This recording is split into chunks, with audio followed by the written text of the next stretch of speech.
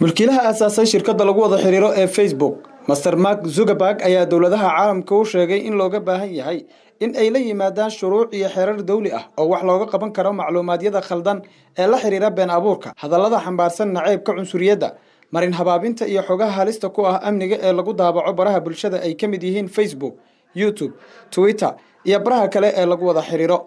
Mr. Mark ayaa sidoo kale sheegay in shirkadaha bixiya adeegyada isgaarsiinta ay ka mid tahay shirkadiisa Facebook aanay kaligood go'aan ka gaari karin kala saaridda macluumaadiyada quseeya cabirida xuriyatul qowlka sharci ahaan la ogol yahay iyo kuwa halista ku ah ee aan waafaqsaneyn xuriyadda hadalka, balse waxa uu xusay in loo baahan yahay sharciyo dawladeed oo lagu kala qeexo arrimahaasi. Mr. Zuckerberg oo hadalkan ka jeediyay shirweyne looga hadlayay ammaanka oo lagu qabtay magaalada Munich ee dalka Jarmalka kaasi oo socday muddo 3 maalin ah ayaa sidoo kale dawladaha dunida uga digay marka ay sameynayaan sharciyada uu ka codsaday in aysan u dhaqmin sida wadanka Shiinaha uu sameeyay shuruuc adag oo lagu xakameynayo isticmaalka internetka taasi oo saameyn weyn ku yeelatay cabirida fikirka xorta ah iyo xuriyatul qowlka. sidoo kale Mr. Mark ayaa caalamku u cadeeyay in uu shaqaaleysiiyay 35,000 oo ruux kuwaas oo ka shaqeyn doona la socoshada nuxurka macluumaadiyada lagu faafiyo Facebook iyo baraha kale ee hoos yimaada maalin walbana ay hawada ka saaraan ilaa 1 milyan oo akoonno been abuur ah.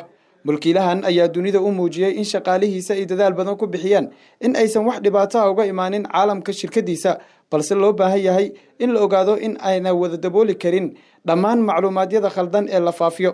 sidaa daraadeedna ay dhinaca dawladaha caalamka uga baahan yihiin shuruuc lagu xakameyn karo been abuurka iyo faafinta hadallada naceebka ah isla markaana aan saameyn ku yeelanaynin cabirida fikirka xorta ah iyo xuriyatul qowlka.